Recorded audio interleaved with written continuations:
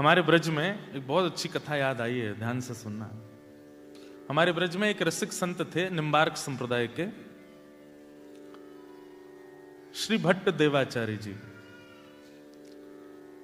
तो वैष्णव रूप में रहते थे, 12 तिलक लगाते थे और 12 तिलक लगा करके अंकित करके कंठी आदि पहन करके बढ़िया सुंदर सिंहासन पर बैठ के भजन करते थे।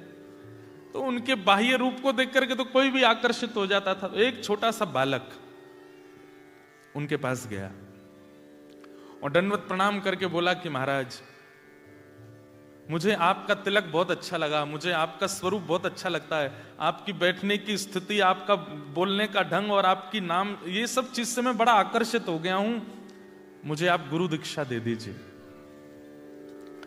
तो श्री भट्ट देवाचार्य जी बोले, तुमको केवल हमारा तिलक, भजन, बोलने का तरीका और ये सभी प्रिय लगा है और तुम इसी से ही आकर्षित होकर दीक्षा लेने आ गए हो, 2 बार सोच लो। बोले मैंने सोच लिया, मुझे तो बस मेरे पलक झपकने का मन नहीं होता, आपको देखता रहूं, ऐसा लगता है कि आपका मुखमंडल कितना सुंदर है, आपके नेत्र कितने सुंदर हैं, आप कितने बढ़िया लगते हो, आप ही मुझे दीक्षा दे दीजिए। तो भट्ट देवाचार्य जी बोले ठीक है, मैं एक प्रश्न करूंगा, उसका उत्तर सही देना। बोले बताइए। बोले तुमको मेरे अलावा और क्या दिख रहा है? तो बालक बोला, आप दिख रहे हैं, आपका आसन दिख रहा है, आपका तिलक दिख रहा है, आपके सामने पोथी रखी है वो दिख रहा है, आपके हाथ में माला है, आपकी शिखा दिख रही है, आदि आदि जो जो बाह्य रूप था वो सब बता दिया। तो भट्ट देवाचार्य जी हंसे और बोले, अभी तुम दीक्षा के योग्य नहीं हो। चरणों में गिर गया, रोने लगा। बोले आप दे दीजिए ना दीक्षा, मैं और प्रयास करूंगा, अच्छा निखरने की कोशिश करूंगा। तो भट्ट देवाचार्य जी बोले, दीक्षा के बाद मैं कोई आज्ञा करूंगा तो तुम मानोगे? बोले हाँ मानूंगा। तो बोले मैं पहले आज्ञा कर देता हूं, बाद में दीक्षा दूंगा। बोले क्या आज्ञा है? बोले मानोगे? बोले पक्का मानूंगा। ध्यान से सुनिएगा। तो भट्ट देवाचार्य जी बोले, गोवर्धन चले जाओ और 12 साल तक नित्य परिक्रमा करो, रोज परिक्रमा, और 12 साल तक बेनागा परिक्रमा करके लौट के आओगे, तब हम तुमको दीक्षा देंगे। बालक बोला, छल लिया आपने तो मुझे। आपने कहा दीक्षा के बाद आज्ञा करूंगा तो भी मानना है, पहले कर देता हूं तो ये ऐसी आज्ञा करिए, मतलब 12 साल तक तो मैं कुछ कर ही नहीं सकता। लेकिन गुरु आज्ञा मान करके वो बालक 12 साल के लिए गोवर्धन चले गए और नित्य परिक्रमा लगाते, इतनी निष्ठा। अब देखो आजकल तो गुरु लोग परीक्षा लेते ही नहीं है। आपसे किसी ने ऐसे कह दिया होता तो आप क्या करते? बोले सुनो, बहुत बतेरे गुरु बैठे हैं, हम कहीं और चले जाते हैं। हाँ ये भी कोई बात है, 12 साल की परीक्षा ले रहे हो आप हमारी।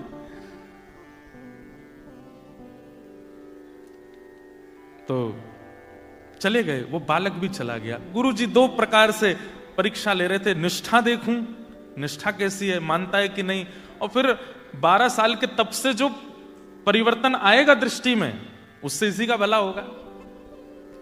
तो 12 साल के लिए वो बालक चला गया, गिरिराज जी की रोज परिक्रमा करी और गिरिराज जी से रोज प्रार्थना करते, हे गिरिराज बाबा मुझे योग्य बना दो कि मैं अपने गुरु से दीक्षा ले सकूं। 12 साल बाद वो बालक आया, अब तो वो बड़ा हो गया था। गुरुजी प्रणाम, आपने आज्ञा की थी 12 साल परिक्रमा की, मैं पूरी करके आ गया हूं, अब मुझे दीक्षा दे दो। गुरुजी बोले 12 साल हो गए? बोले हाँ। अरे मेरा लाला, अच्छा बैठो, बताओ अब तुम्हें क्या दिख रहा है? बोले गुरुजी पहले तो केवल आप एक मानव जैसे दिख रहे थे, लेकिन आज आपके श्री अंग से ऐसा लग रहा है मानो जैसे सूर्य के समान तेज प्रकट हो रहा हो। आपका तिलक ऐसा लग रहा है मानो स्वर्ण मंडित कुछ माथे पर विराजमान हो। आपके रों कूप में ऐसा लग रहा है मानो जैसे कोई दिव्य दिव्य वेद ध्वनि प्रकट हो रही हो। खूब महिमा मंडन किया। भट्ट देवाचार्य जी बोले, अच्छा बेटा एक काम करो। बोले क्या? 12 साल के लिए फिर जाओ। बोले गुरुदेव ये क्या? बोले अभी जो तुमको दिखना चाहिए वो दिखा नहीं है, और जब तक वो दिखेगा नहीं मैं दीक्षा दूंगा नहीं। बहुत रोए, बोले कि भगवान ऐसा मत करो, मैं बहुत तड़प के आया हूं। बोले जो भी हो, अगर मुझसे दीक्षा चाहिए तो 12 साल और जाओ। वो बालक फिर से गया। 12 साल, 24 साल, 12 साल पहले और 12 साल अब, बेनागा गिरिराज जी की परिक्रमा रोज की, केवल गुरु को जीवन में लाने के लिए। हम ठाकुर जी को जीवन में लाने के लिए तप नहीं करते। वृंदावन जाते हैं, शॉपकीपर से कहते हैं हाँ भाई कितने के हैं गोपाल जी? 5,000 रुपए। थोड़े कम कर लो यार, ऑस्ट्रेलिया से आए हम। भैया एक बात हमारी ध्यान से सुनिएगा, भजन, भक्ति, गुरु, वैष्णव, ठाकुर जी, ये सहजता से अगर जीवन में आ गए ना, आप उनकी सेवा फिर निपुणता से करोगे नहीं। इसलिए मूल्यवान वो मोल से आने चाहिए, वो मेहनत से आने चाहिए, वो तप से आने चाहिए, तभी आप उनका मूल्य समझोगे। 24 साल हो गए। अब वो बालक नहीं रहा है, अब तो वो बड़ा हो गया, आयु उसकी खूब हो गई। आया, प्रणाम किया, बोले गुरुदेव 24 वर्ष की तपस्या पूरी हो गई, अब आज्ञा कीजिए। गुरु जी बोले बैठो सामने, बताओ अब क्या दिख रहा है? गुरुदेव ऐसा लगता है कि आप कोई सहचरी हैं, आप कोई ठाकुर जी की नित्य दासी हैं। आप अभी तक मुझे पुरुष रूप में दिखते थे, पर ऐसा लगता है कि आप ब्रज की कोई गोपी हो, और आप अभी अभी दही मत करके आए हो, और दही से निकले हुए जो माखन के लोना है वही आपके मुखमंडल पर छींटे के रूप में दिख रहे हैं। जो पहले तिलक दिख रहा था, अब उसको वो कुछ और दिख रहा था। गुरु जी बैठे बैठे प्रसन्न हो रहे थे, खुश हो रहे थे, और बोले आप अभी ऐसे लग रहे हो कि जैसे मानो ठाकुर जी वेणुनाद कर रहे हैं और आपको अपनी लीला में बुला रहे हैं, और आप बस तुरंत मेरे से मुक्त होकर के सीधे वहीं जाने को तत्पर बैठे हैं। ऐसा लगता है कोई दिव्य लीला हो रही है, और आप उस लीला की एक गोपी हैं। ये कोई आडंबर नहीं था, ये सत्यता थी, ऐसा ही दिख रहा था उसको। बट देवाचार्य जी बोले बेटा, बोले जी गुरुदेव, बोले 12 साल के लिए जाओ गोवर्धन। लेकिन अब की बार वो रोया नहीं, वो समझ गया कि नहीं, मेरी योग्यता अभी बनी नहीं है। फिर भी कहा गुरुदेव मैं जान सकता हूं क्या मुझे जो दिख रहा है वो सत्य नहीं है? बोले सत्य है, लेकिन तूने आते ही कहा कि 12 साल की तपस्या पूरी हुई। ये 12 वर्ष की तपस्या का एक अभिमान तेरे चित्त में है, एक बार और जाओ। कितने 12 थोड़ी, अब तो कितने हो गए? 24 वर्ष हो गए। फिर से गया, 12 साल फिर गिरिराज जी की परिक्रमा करी, और जैसे ही 36 वर्ष हो गए, लौट करके जब आए, श्री भट्ट देवाचार्य जी अपने आसन पर बैठे थे, और सामने से वो जैसे ही आया, आती अब कुछ बोला नहीं, अब कुछ कहा नहीं, बस नेत्रों से अविरल अश्रुधारा गिरी। भट्ट देवाचार्य जी बोले कहो बालक क्या कह रहे हो?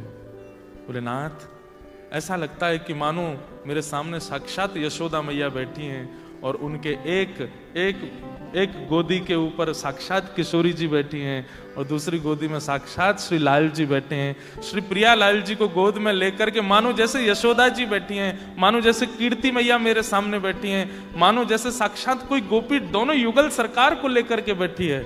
तुरंत भट्ट देवाचार्य जी अपने आसन से उठे। युगल गोदी में दिखे ना? बोले हाँ। बताओ ठाकुर जी का रूप कैसा है? बोले कटाक्ष नेत्र हैं, मंद मंद मुस्कान हैं, थोड़ी थोड़ी दतुइयां दिख रही हैं। श्री जी का रूप कैसा है? बोले बिल्कुल कमलांगी हैं, कमल जैसा अंग है, सुंदर कटाक्ष नेत्र हैं, धीमे धीमे श्याम सुंदर को देख रही हैं। जब बिल्कुल विश्वास हो गया कि हाँ यही दिख रहा है, तुरंत भट्ट देवाचार्य बोले अब दीक्षा दूंगा, यही दिखाना था। अभी तक तुमको केवल मैं दिखा, अभी तक मेरी योग्यताएं दिख रही थी, अभी तक मेरा प्रभाव दिख रहा था, लेकिन वास्तविक दर्शन अब हुआ, अब तुम्हें दीक्षा देंगे। और वही हमारे ब्रजमंडल के एक अद्भुत रसिक बने वो बालक, और उनका नाम हुआ हरिव्यास देवाचार्य। क्या नाम हुआ? हरिव्यास देवाचार्य। उन्होंने बड़े अच्छे अच्छे पद गाए। था तो नाम उनका हरिव्यास देवाचार्य, लेकिन उनके पद में वो अपना नाम आता है ना, सबको सूरदास जी का नाम आता है, कुमनदास जी का नाम, उनके पद में नाम आता है हरिप्रिया। उन्होंने अपना नाम रखा हरिप्रिया। ये है संत दर्शन। हमको तिलकधारी, धोतीधारी, चोटीधारी, वैष्णव, तुलसीधारी में दोष दिख रहा है, और यहां देखिए एक आचार्य चरण 36 वर्ष तप करा करके अपनी गोद में ठाकुर जी दिखा रहे हैं। हमारी भक्ति तब जानो कि अत्यंत दोष युक्त वैष्णव भी सामने आ जाए, उसमें भी हमको गुण का दर्शन हो, तब समझो कि हमारा भजन फलीभूत हो रहा है।